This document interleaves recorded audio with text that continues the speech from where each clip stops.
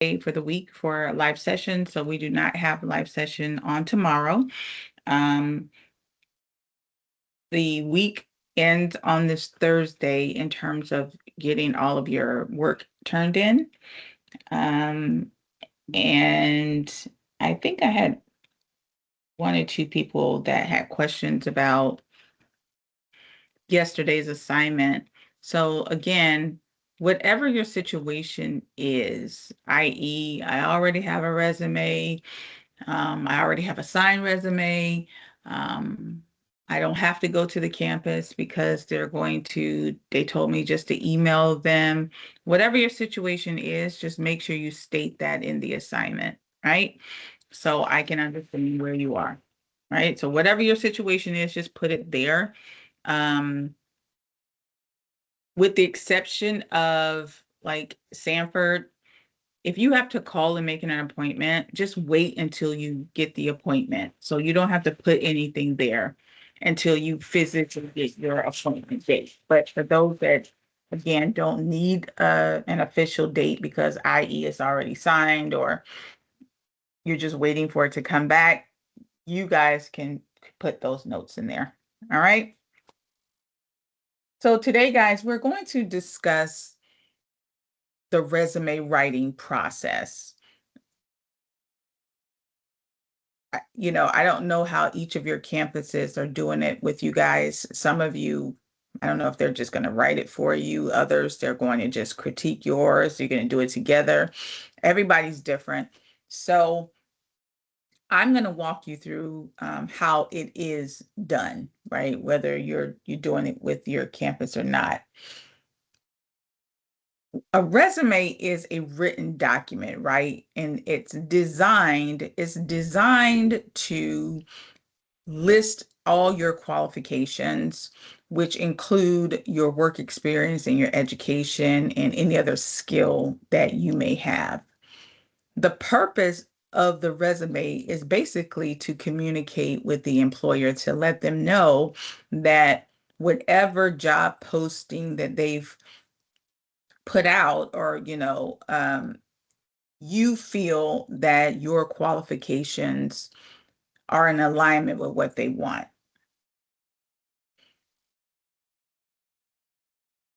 I'm going to say that so that you understand. Even though you have a resume that keep on your computer, that you keep on file, that's great, right? And I want you to think of that resume as a template, as a starting point. There is no such thing as an official resume. Think of it like a call and response. Technically, your resume should be written and adjusted according to the job posting because you're responding to the job posting. And you're not going to respond to the job posting with a boilerplate resume. You're going to respond to the job posting, and your resume is going to be a response to that job posting. So what does that mean? That technically means that for every job posting that you decide to respond to, your resume should reflect the questions, the implied questions that are in that job posting. If I'm in the VA program, the veterinary assistant program, and I'm looking for my first job. So right now I'm going to cast my net very wide. Like I don't care, I'm not going to say I don't care, because I have a long-term goal, but my long-term goal is to eventually, become a veterinarian. So, I'm okay with working at a pet clinic, working at a pet shelter, working at a pet hospital, like whoever will hire me at this point.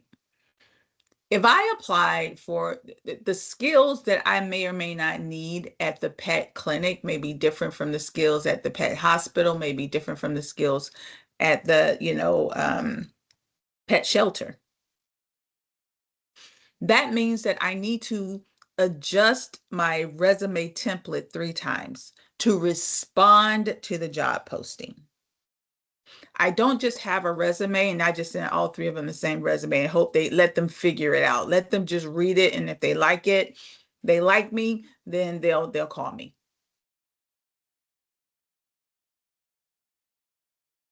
That is the quickest way to not get hired. Why is that? A job advertisement is designed so that you will understand what the key functions of a job is. When they write the job description, they're going to tell you, this job, you do this, and that. Now, there are certain things in that job posting that's critically important to that company, even though, you would think, okay, well, it all should be important, but there are key things that are important to them. But the problem is they're not going to tell you which one of those things are the most important to them. We call those keywords. So when you look at the job description, it's going to say, if I were looking for a veterinary assistant job, who's in the veterinary assisting program? Give me a thumbs up. All right. Let me see. 1, 2, 3. Quite a few. Somebody come off speaker and give me some descriptions of what a veterinary assistant should do. Just throw it out there.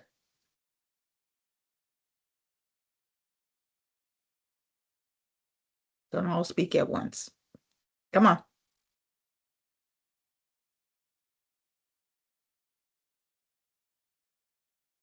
Y'all want us to tell you what you do? Hello. Yes, hi. Hi, sorry.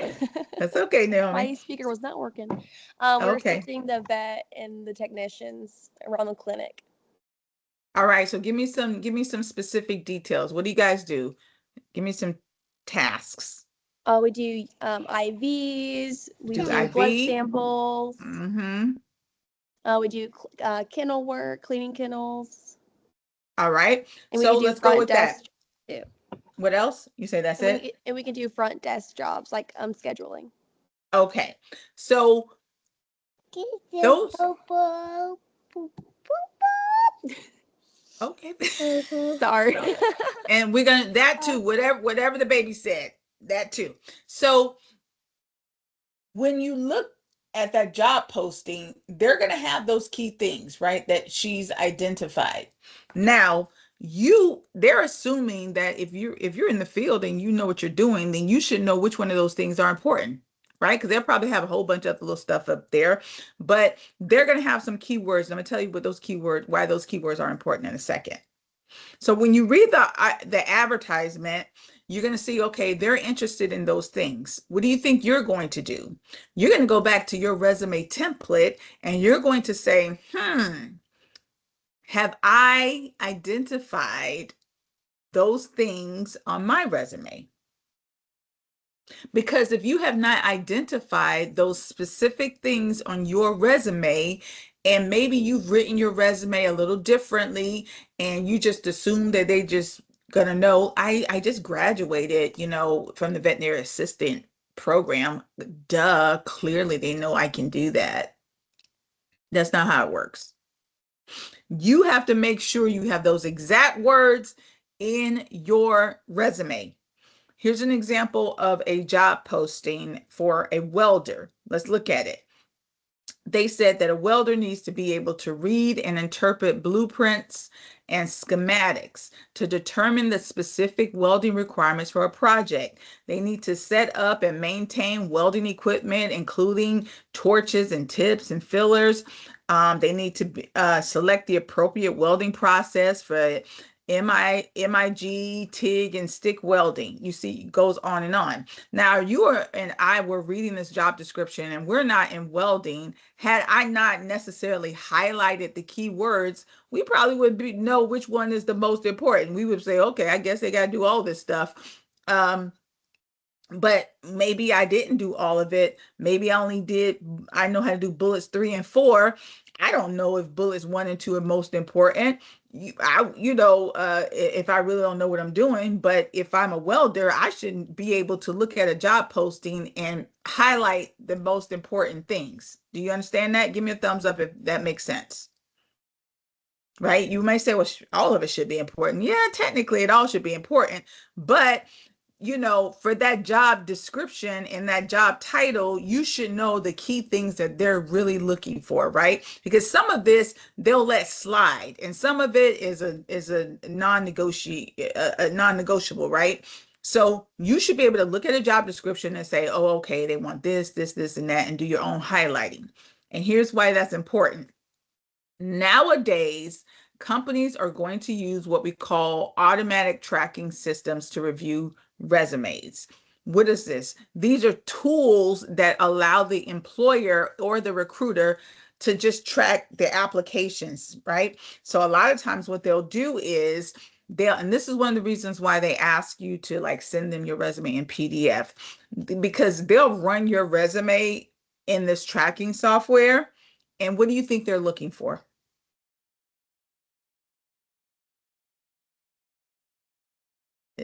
It's a rhetorical question. What do you think they're looking for when they run your resume through this system? Somebody tell me. Those keywords. They're looking for those keywords. And what do you think is going to happen if those keywords are not on your resume? They're just gonna throw it away. You're going to get that little automated computer response that they've already programmed to say, oh, thank you so much for applying for this job. If this time we've decided to go with someone whose skills more closely align with what we're looking for. And you're going to clutch your pearls and be so upset because it could be the guy or girl sitting next to you. And you'd be like, well, we just graduated from the same program. How are their skills better than mine? You know why? Because they made sure their resume reflected those keywords. You could be better than them. They've recently started doing some I wouldn't call it investigative reporting, but companies have started complaining because these automatic tracking systems have actually booted out some really good candidates. But just because I'm a really good welder or a really good electrician, it doesn't mean I'm a really good resume writer, right? And so some people who just whatever, maybe they just sent their boilerplate resume, or they didn't make sure their, what they do was reflective with, those keywords on their resume, and they didn't get the job. And companies are starting to realize, oh, shoot, man, our little, tracking system is kicking out some really good people, right? So they have started to notice that a little bit. But unfortunately, because of, these job boards, they're going to get hundreds and hundreds of resumes. And if you put yourself in their shoes, what's the alternative? You're going to sit there and go through hundreds and hundreds of resumes. How do you know which ones are the best? You're just going to take the top 50, you're going to take the ones who advertise first? No, like, you want the best candidate. So if you get 200 resumes, you're probably gonna be like, man, let me just put it through this system and let the system give me, tell me the top 10 or the top 20. You see what they're doing, right? It doesn't mean that the other ones probably could have been better, but most companies are not taking the time. Sometimes they just don't have the time to go through 200 resumes. And you would say, well, they want the best candidate. They do, but unfortunately, like I said, if they didn't use Indeed and LinkedIn, or, and they got all these resumes, maybe they would take the time to do it. But that is the problem, right? Technology always, solves one problem and creates two more. Sometimes I tell people it's better to even like try to go to a company's website and apply, because sometimes, there's not as many applicants, because sometimes they'll put it on their website first before they even use job boards. But how do you even know to do that, right? So it's a catch 22, which is one of the reasons why I encourage people to do your research on your industry, so you'll already know who the key players are, and you can just go to their websites and try to find jobs yourself first. Because if it's on their website, it doesn't necessarily mean they haven't used a job board, but 9 times out of 10, they tend to put it on their website first, right? And if they put it on their website first, because people are not going to companies' websites as much anymore, there's a smaller candidate pool, and they tend to look at them first. And chances are that you may actually get a physical person looking at your resume. Now, obviously, you can't even, think of it in terms of, oh, if it's a small company versus a big company, because sometimes the small companies do it more, use the tracking systems more, unless they just can't afford it, than the larger companies, right? Obviously, a larger company is definitely going to use a tracking system. So you can see how you are doing yourself a disservice if you don't use those keywords. Does that make sense? Any questions on that?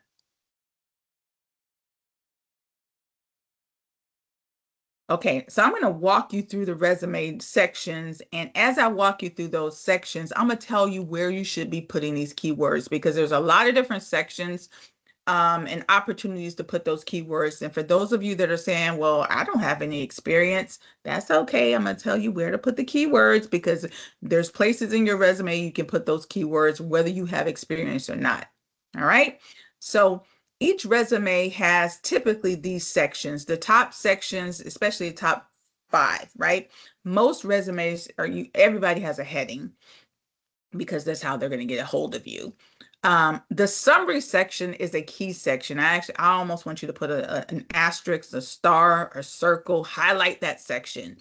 If you know you do not have a ton of experience in what you're doing, and most of you don't, that summary section is going to be important because it's one place that you can put a few keywords. And I'll tell you how to write the summary section in a minute. Some people don't call it a summary section. You may have seen it as a profile section, a qualification section, summary section is all the same. The next section is the skills section. You can highlight that as well. This is where you can put skills that you have, even though you haven't done the work yet. You've acquired them from school. You haven't acquired them from work, but you have them. That's another place that you can put those keywords. Obviously, any experience that you have in the experience section, you're going to make sure you fill up as many keywords as possible. But watch this. You can put, if you don't have the technical skills, what kind of skills can you put in the experience section that you think? Somebody tell me. I may not have the technical skills, but what may I have? Hard skills?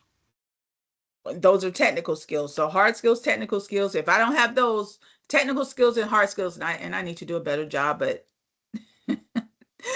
saying technical skills and hard skills are the same thing. A lot of times I just call hard skills technical skills because it just makes more sense to me. But if I don't have hard skills, what do I need to beef up on in my experience section? Well, your soft skills? My soft skills, right? Because even though I didn't show it to you, let me show you really quickly. Somebody tell me, where's the soft skill in this job posting? Do you see any soft skills? And it may or may not be highlighted. Somebody tell me. Ensure safety. Where? Would ensure safety be one? It could be, but what else? Go ahead, Alexander. What about maintaining and cleaning an organized workspace? That could be a soft skill, but Is reading and interpreting blueprints and schematics one? that's a hard skill. Now, the soft skill may or may not be highlighted, so don't just look at the highlighted ones. Would it be the working with other team members to complete projects That's exactly right. efficiently? Uh-huh. Did they put it in the job posting? That means it's important to them. Now, 9 times out of 10, working with other team members to complete projects, y'all see that, right? They're letting you know that you're going to be working in project teams. So I may not have some of these other hard skills. Go ahead, Jonathan. You had something to add? What do you think? I don't have anything to add. No, I was just gonna say he already said the working with Oh. other team members, but no, it's Oh, okay. Okay, it's 2 Jonathan. Sorry, Jonathan G and Jonathan F. Okay, I have to. Sorry, Jonathan Flores. Yeah, Jonathan G has his hand up. All right, so that's exactly right. So what do you think I'm gonna do? When I get to my experience section, yeah, maybe I can't, talk about torches, but maybe I can talk about some project management stuff I've done. Make sense? And I'm also going to be strategic in my summary section. I'm going to make mention that I have project management experience or project team experience, even though it may not specifically be with welding. I'm obviously going to talk about my education because that is where I get my experience from. And then if you have any other sections, but mainly those top sections are what they're looking for. If you have like certifications or something and you want to add a certification section. So when it comes to your resume heading, you want to have your full government name up there.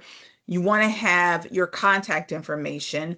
You don't want to put your address. You want to put your geographic location. So it's okay to put Tampa, Florida, Sanford, Florida. Don't go putting your personal address on, nowadays we can't do that anymore, right? Once if somebody wants you to fill out an application or, you got the job and now you can fill out your personal information, that's when you give someone your address. Don't put your address on your resume. That is my advice to you. Because unfortunately, when we start talking about fraud, yes, those fraudsters create fake job postings on Indeed and places like that.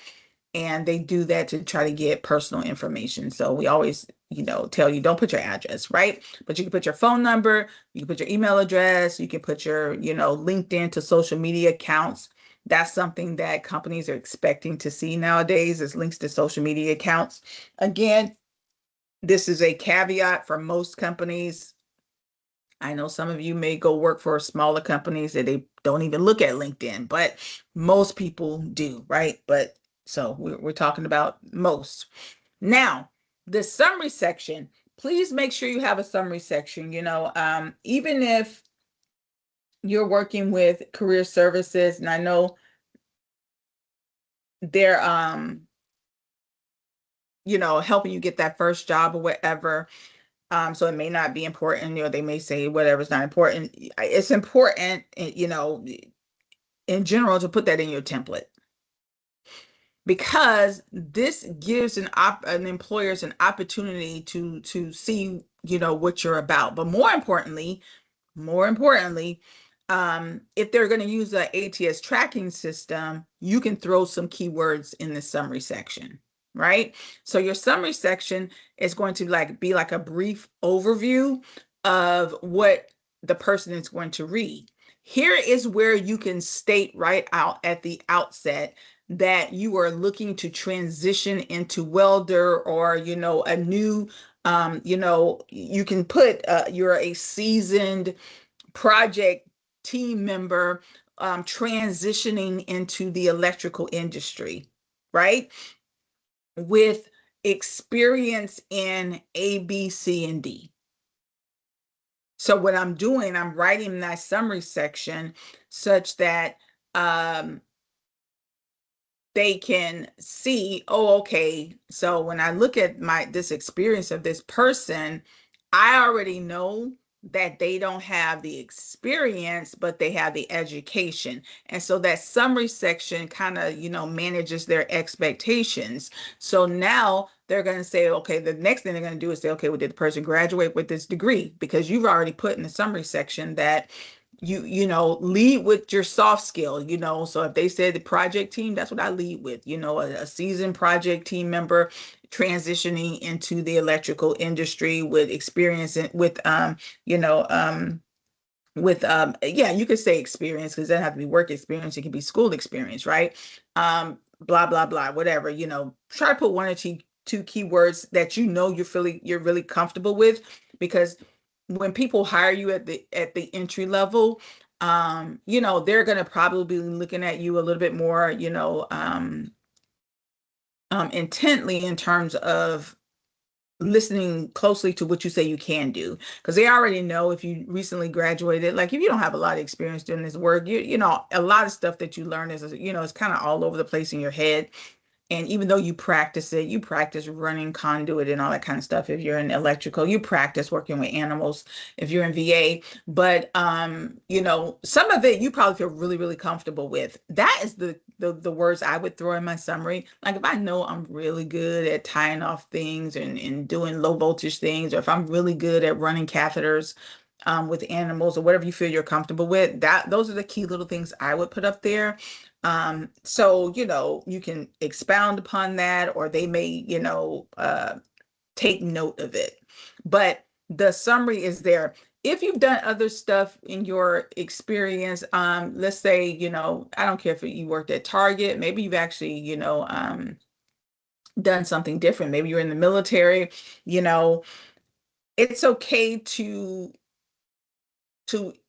again indicate some of those things, to let them know that, yeah, I don't have experience in this field, but I do have maybe work experience. So if you want to, you know, highlight, um, you have experience, you know, working with customers. Let's say this job is working at Duke Energy, and you got to go out and do residential stuff. So it's okay if you worked at Target to really, you know, beef up the customer service piece, because, you know, probably in that job description they probably have something about working with customers, right? So that's how you can kind of tie into the job posting and make sure you have some of those keywords. Another thing that we're going to use in this summary section, which is why I really want you to put it on your resume, is when you write your summary section, typically it starts out with an overview sentence, right? Like I said, a seasoned, you know, let's say if I were writing my resume and I wanted to be a teacher resume, you know, I'm going to put a seasoned, and I'm just using seasoned. You don't have to say that. It's just the word I'm using. Educator with 20 years experience at the college level teaching business and finance. That is also considered a personal brand statement, that one sentence. And we'll talk about personal branding on Monday. And I can literally take that first line in my summary and use it on my LinkedIn page. A seasoned educator with 20 years experience teaching business and finance, right? So that first sentence in your summary kind of sets the tone for a lot of things. It sets the tone for your resume. You can even use it in a cover letter. You can use it as a tagline, right? So yes, what you want people to know you as, right? You start right out the gate, this is who I am, right? So it's another reason to have that summary. So it's why I want you to have it for class, because you're going to be creating personal brand statements. So if you get one now, working with career services, even better. Where else can you put keywords? In the skills section. Not all resumes have skills sections, but mostly technical people do have skill sections. And I encourage you to have one. Like, you don't want to get too crazy with this section, guys. Typically, it's like a bullet point. So if you do skills, I wouldn't do more than like one row of 1, 2, 3 skills, or maybe 1, 2, 3, 4, and then another side row of 1, 2, 3, 4. You don't want to make this section too big. This is not a menu. This is a resume. So you just want, you know, a little small skills section, but it's a place that you can throw in some hard skills, right? You know, directly from that job posting. There's somewhere you can throw those skills in, because you have the skill. You got it from school. You didn't get it from work, but you do have that skill set. And again, I would stick to the ones that I'm really, really comfortable doing. Not that you can't mention the other ones, but I wouldn't try to, you know, really play up something that I know I'm not comfortable yet. But if you want to mention it, it's really, there's no right or wrong.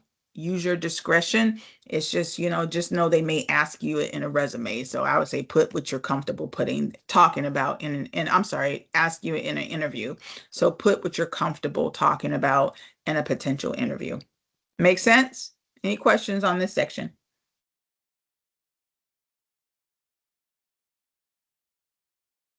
All right. Obviously, your education section, and this is just industry standard. There's no hard right or wrong, but the industry says if you don't, and when I say industry, I'm talking about, you know, corporate America, what we as in potential employers, I say we because I used to hire, I was, a hiring manager before, what we expect to see. So if you don't have tons of experience, then put your education right at the top, because that lets people know, hey, the person has the education, and that's a good, right? Because sometimes they weigh education equally to experience. So I got my summary section. I got my heading, I got my summary, I got my skills, and I got my education. So the education section is really short. It depends on how much education you have, starting with your first, and we're talking about advanced degrees, not high school diplomas, right? So your advanced degree would be your first advanced degree. If this was it, then that's what you're going to put. You're going to put the school that you graduated from and the city and state of that school, because people do lie about school. So now the industry standard is to put the city and state in case they look it up. They may not have ever heard of your school. So that's why you have to put the city and state. Then you're going to put whatever you earned in the year that you earned it. If you haven't earned your degree yet, but you're going to earn it, let's say in 2026, you're going to earn your degree, you can just put 2026. If you're applying for a job and you're in school and you're not going to graduate within that year, then you put presently attending. That's the industry standard, to put presently attending. If you graduate after a year, but if you graduate within 12 months, you put the actual year, right? So they'll know, okay, this person is about to graduate, or they've graduated already. All right. Now, when it comes to your experience, I've seen the experience section written all different kinds of ways, but definitely very similar to the school. You want to put the name of the company, obviously, and the city and state that of where that company is. And then on the next line, you put whatever title you had. Some people put the title first. Well, actually, sorry, yeah, you put the title first, and then you put, the name of the company. I mean, I guess it really doesn't matter. I don't want to make it seem like there's any fast ways, hard ways that you have to do it, as long as both of those things are there, right? Your job title at that company and the name of that company, as well as where the city and state of where they are. After you do that, you want to put, the dates of employment, so most times people do month and date. So from January 2022 to December 2025, that's what I put, right? If you still work somewhere, you put current, or January 2022 dash current, if I still am employed there. Now, obviously, if you do have experience, this is where you really want to play up those keywords, right? You want to play it up. Now, what I normally do when I might write my resume is I always start out with a brief little description of the job that I had at that company. And when you have a job, they always give you a job description, right? Typically, it's the same job posting from when you found the job, or when you get an offer letter, it should come with your job description. You can just, pull out a little summary, normally it's the first two sentences of the job and list it on your resume. Now, if you really want to stand out, you don't just stop there. Right after that, 2 to 3 sentence description of the job, you want to put at least, I would say, 3 bullet points, letting people know how well you've done the job. Here it's called key accomplishments, bullets. In other words, if I said, okay, I'm a teacher at Southern Tech, I'm an SLS career faculty member, I'll put a description of what that is, the type of, course SLS is. But then I'll put 3 bullet points of how well I've done the job, because what's going to distinguish me from the next SLS teacher? I'm going to talk about my student pass rates. I'm going to talk about my student retention. I would talk about, my student feedback, right? 98% student pass rate over the past 3 years. 99% student retention year over year. Positive, feedback, blah, blah, blah, whatever, right? So those are key accomplishment statements. That's important because now I'm letting them know how well I've done the job. Now, which key accomplishments am I going to focus on? What do you think? I'm going to try to pull from those key words like, okay, they want to see that I know how to do these things in education industry, retention is everything. So I know to play up retention, right? In education, pass rates are everything. So I know to play up pass rates. You see what I'm doing? So the job description kind of leads you. You see why it's so important to make sure that you adjust your resume per the job description. You don't want to lie, don't put stuff that's not true, but you want to pull from the job description as much as possible. Does that make sense, guys?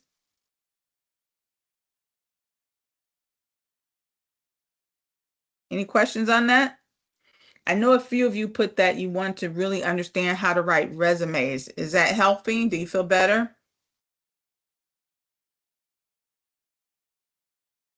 I know you probably don't feel like a pro yet, but I'm glad you like it. Okay, very good. Now, you may have also seen different types of resumes, right? There's so many different types of resumes. The most, I guess, standard one, we used to call it a chronological resume. It's basically a timeline resume. They always want to change the names. I'm at the age now, I'm like, leave the names alone. You're confusing me. But now they call it a timeline resume, where you just start, and the timeline just says, tell me where you work now, and then where you worked before, then where you worked before, where you worked before. You start at the most present to the, not most present. Normally, they want you to go back 10 years, but nowadays, it's very difficult to, it just depends. Life is very different, 10 years back, sometimes you end up going 20 years back, it just depends. A lot of times they only want your resume to be 2 pages now. It depends on how much you've been working, that's easier for some people than others. But that is what a timeline / chronological resume means. Just give me the most recent job, then the one after that, then the one after that. Rather before that and the one before that one. There's also a resume called a skills resume. Now, you probably won't see that as much. You'll see it a lot. Sometimes you'll see it in your trades industries. You see it a lot in technical industries.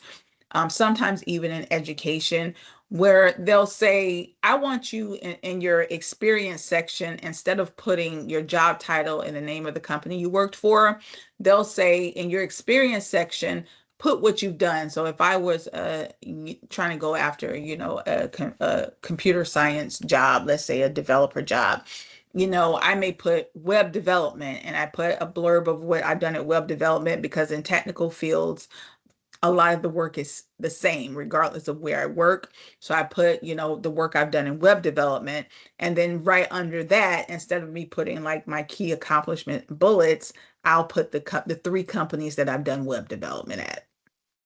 And I may put a little blurb to talk about how well I've done it. Oh, I've done it at Microsoft. I've done it at Google. I've done it at such and such, but I've done web development. Because in a lot of technical fields, they just want to know if you have the skill set. Like they care less about where you worked, and they care more about, do you have the skill set. But again, those resumes are really few and far between. Most people are still used to seeing the timeline resume. A combination resume is very similar to a skills based, like you talk about your skills. You talk about, the company, but you give a little bit more blurb about what you've done at that company, so we call that a combination. Again, there's no hard, fast rules on exactly how that should look, but it's typically, what it is. Make sense? All right. So because they're using these tracking systems, a lot of times they'll want you to send them their resume via PDF. You may notice that in the job posting, some of them get really persnickety about not sending them a PDF because they don't want to have to convert your Word document to a PDF if they're going to use the tracking systems. Sometimes they want you to send them the PDF because they don't want to send a Word document and then they, mistakenly manipulate the Word document, downloading it. Sometimes they're trying to go into your Word document and highlight keywords and then they delete something by mistake. So in order to alleviate that drama, they just say send it to me PDF. Now, you may even notice in the job posting that they'll be really like, make sure it's that PDF. I'm like, okay, lady, quit screaming at me, right? So just make sure you read the fine print. If they say make sure, a lot of times they'll really highlight it if they want to make sure, probably because they had a mistake happen in the past. So make sure you send it to them in the format that they want it. I've even seen people be so, hardline with, we won't accept it if it's not a PDF.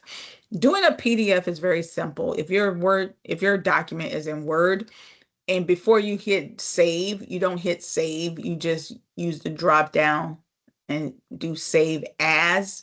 And then there's a second line that allows you to drop down, instead of saving it as a Word document, just save it as a PDF. That's it.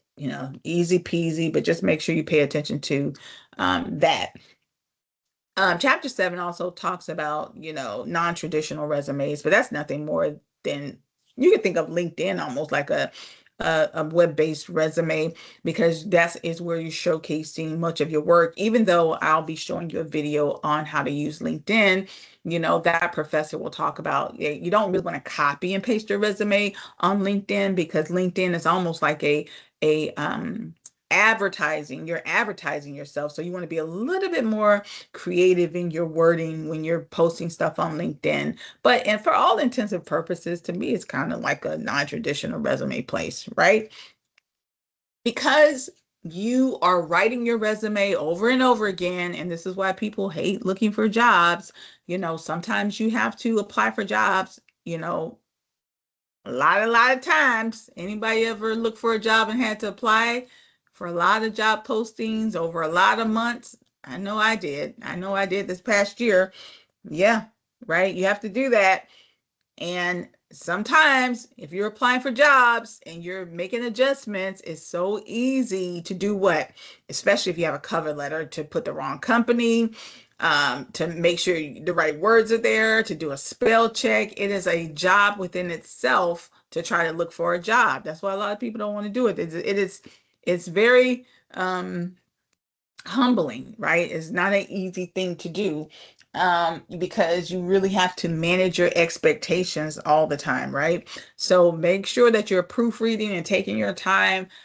Sometimes you can send the wrong thing to the wrong company, and some of those people, like I said, can get a little testy, and like, oh, they're just sending out a bunch of resumes, and they'll like kick your resume to the side, especially if they got hundreds of other resumes and you could have been the best person, but you didn't spell check. And sometimes they get even annoyed if you don't spell check and you have a lot of, misspelled words, then they'll judge you on that. So, just make sure you're not doing that. All right. When it comes to references, the standard is to have a separate sheet of paper with your professional references. Typically, they want to see 3 references. So very similar to your resume, you want to have a separate sheet with your name and your contact information at the top, and then 3 different references. With the references, number 1, make sure people know that they're your reference. Number 2, try to stick to the people's professional job. Very similar to yours. Don't put their personal information on there. If it's their company, information, yeah, you can put the address and all that kind of stuff. Make sure you get permission to put, what type of phone number they want them to put, because some of them want you to put their business, some of people want you to put their personal, and same thing with their email. So just communicate with your references, guys. And make sure that you put how they want to be contacted. Most HRs will contact references via email nowadays. A lot of them are just using these forms that they fill out. and sending it back. I've seen it that way a lot. When it comes to your reference, I always tell people, if you're applying for a job and you get a job interview and they ask for references, I always call my reference and say, hey, Tom and Susie, I applied for this job. You may get a call.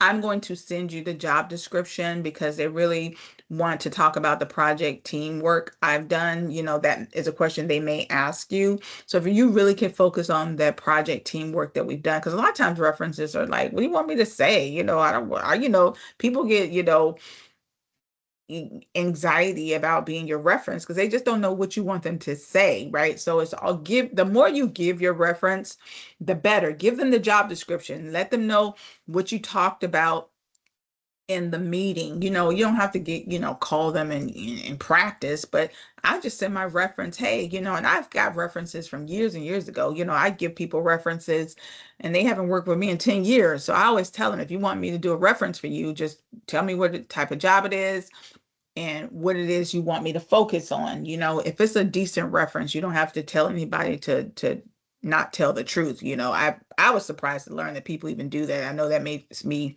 look like a square, but I've been too busy actually having a career, so I've never had to fake a resume, fake a reference. I didn't even know that was a thing, but apparently it is. If you do your career and you always are going to have one or two people that you worked well with at a company, just make them your reference. Don't try to overthink it. All right. So what are you doing today? Today you are going to do a keyword search project, and I want you to pay attention to this, and I'm actually going to show you how to do it because I want you to do it right. I mentioned to you that one or two assignments, if you don't do them right, I'm going to send it back. And this is one of them. The long-term goals, when I look at them over the next day or so, you may get it back if I don't see an end date. Or if I don't see an end date, I probably won't send it back. But I'm going to tell you, you said, I want to be a master electrician and own my own business. And then you don't put an end date on it. Then I'm just going to say, hey, for the second part of this, put the end date. Because I know, and I probably need to make sure that that assignment says to put an end date, because people that don't come to class always never put the end date. But if you don't give me a good long-term goal, I'm going to maybe give you some suggestions and tell you to redo it if you want full credit for it. This is another assignment. If you don't do it right, I'm going to tell you to redo it. So let's get it done right the first time. So here's what you're going to do with this assignment. You are going to practice going to a job board, and I encourage you just to use like Indeed.com. I'm about to pull it up for you, and we're going to do one together. And I want you to look for 3 job postings that are looking for the same thing. So if I'm going to, and I'm just going to use veterinary assisting as an example. Hold on, I'm trying to go on. Um,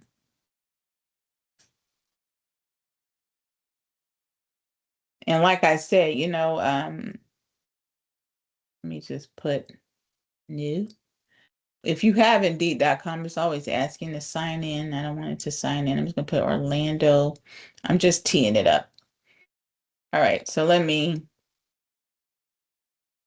show you guys what I'm doing, because this is how I want you to do it.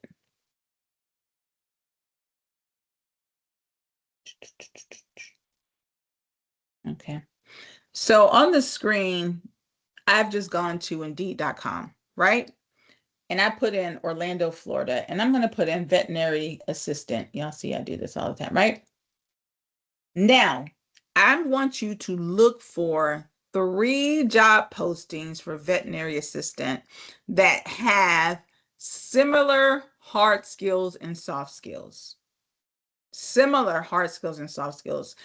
If they have at least 3 similar hard skills, and even at just 1 similar soft skill, 3 hard skills and at least 1 similar soft skill, I'm fine, right? So how do I do that?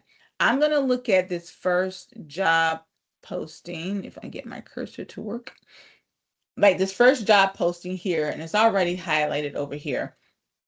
It's a veterinary assistant job at this Your Family Veterinarian. So it's probably a clinic. I'm going to scroll down and I'm going to look at the full job description. And you see here, it tells me that, you know, it always starts out telling you about them and what makes them so great, blah, blah, blah, blah, blah. They could have wrote this better. The HR department just copy and pasted. It looks atrocious, but whatever. Because now I'm like, lady, where do you want me to do?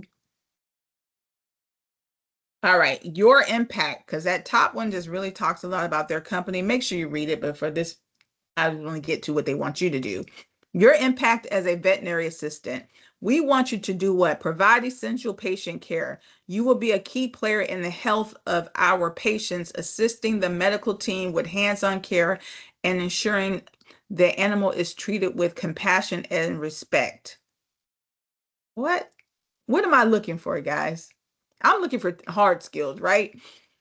You will be support the medical team. You'll be the back. I don't even like this one. I'm gonna go to the next one. I don't need a dissertation. I want some clear. What skills did you want me to have? Veterinary technician assistant. So let's go down this one. That one's just not a good example. Full job description.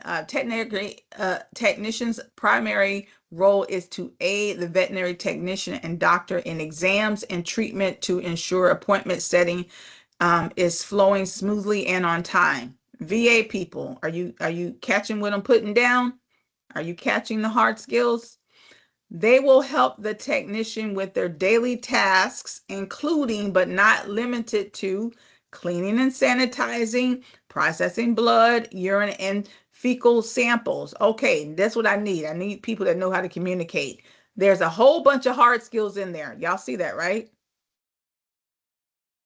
Fill prescriptions, unpack orders and supplies while being able to prioritize the task as effectively as possible.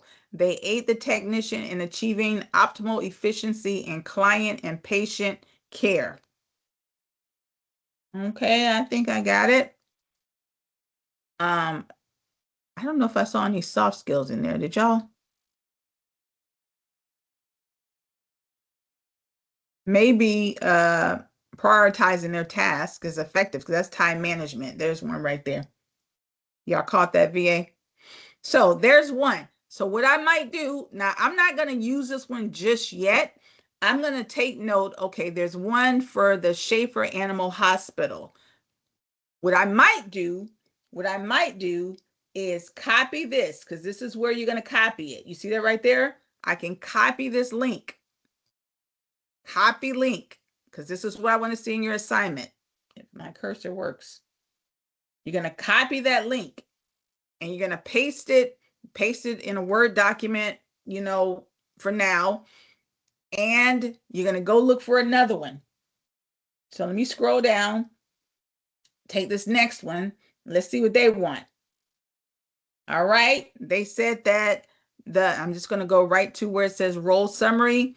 The veterinary assistant provides an exceptional standard for patients while blah, blah, providing support and medical thing. What do y'all want me to do? Gee, y'all see why I say that some people are not good at doing job postings. What's the role? Technical. Here we go. Identify with clients at the reception desk. Kind of sounds a little bit like the other guys, right? Obtain record patient temperature and weights. I don't know if that was like the other one. Assist in the exam room. I think that's one. Assist the veterinary technicians. There. Okay, there's 3 right there. This is another one I can use. It sounds very similar to the other one. Y'all see what I'm doing? I'm going to copy this one. And then I'm going to find one more. And then what I'm going to do, now that I have my 3, here, Miss Taylor, copy this link, this link, this link. And then I'm going to say hard skills and give me 3 hard skills that they all have and at least 1 soft skill that they all have. Why are you doing that? I want you to get familiar with reading these job postings and extracting out these keywords. Do we understand what you're doing? So you can literally then, copy it from your document and paste it right into text entry like you do, or you can upload the document however you want to do it. Very simple, right? We understand? If I do not get a link, I'm gonna send it back. Please don't tell me I found 3 veterinary assistants on Indeed. I'm like, no, you didn't, because you can't show me. So no, you didn't. One was the Stafford Hospital, the ABC Hospital, and the Trades Hospital. No, it wasn't. Quit lying to me. I want to see the links. Go ahead, Alexander. Huh? Okay. Did you want 3 total or 6 total? 3 One for total. each? 3 Okay. total. So that's why you got to look, because some of them you read, they won't say the same thing as the other one. And I want you to try to find 3 that are similar.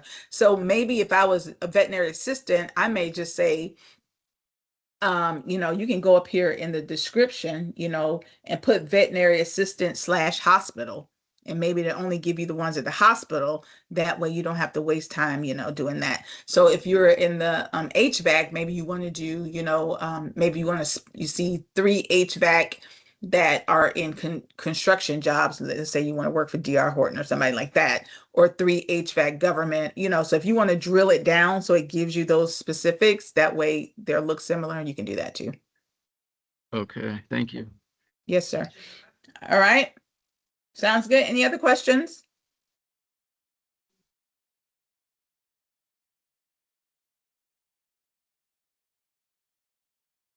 All right. So let me close this out and give you, go ahead. Go ahead, Jonathan. It's For the assignment, do you want us to do that for our field, or just could it be any type of No, job? no, no, your field. We're trying to get Okay, you ready okay, for your field, not okay. mm-mm. Your field that you're in. That's what this class is about. Go ahead, Taylor. no, I was just trying to verify what he said. That the links. It's just yeah. You want so I have to find a specific link for that says our hard skills. Okay. There's Yep. one So it's soft gonna look skill. just like this. It's going to Okay. say, I did Indeed search and I put what I did. I did veterinary assistant. And then I copied those 3 postings. And then Like a I put bulletin board. hard skills. They all had animal restraints, preparing exam rooms, and patient records. And the soft skill I found that they all had was effective communication. This is a bullet. That's a bulletin, like a bulletin board. Mm-hmm. You don't have to use Indeed. You can use ZipRecruiter. You can use LinkedIn. You can use whatever. Just. Okay, yeah. No, I was just checking. Mm-hmm. And sometimes you can just go to Google and type it in, and Google will give you job postings as well. Right. Oh yeah, yeah, you're right. Mm-hmm. All right, that was it though. I appreciate it. No problem. All right. So here is your question for today. Tell me 3 things you learned about resume writing, or 3 things that stood out to you, or maybe even 3 things you already knew, however you want to do it. Remember, you still can go into chapter 7 and read chapter 7. So if you want to skim through chapter 7 to answer that question, that's fine too. 3 unique things about resume writing. Be specific. It's your participation question for today.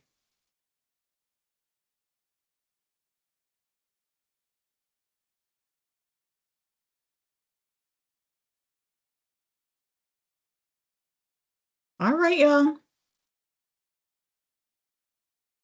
If there are no further questions, please remember we do not have live session tomorrow. I know, try not to miss me.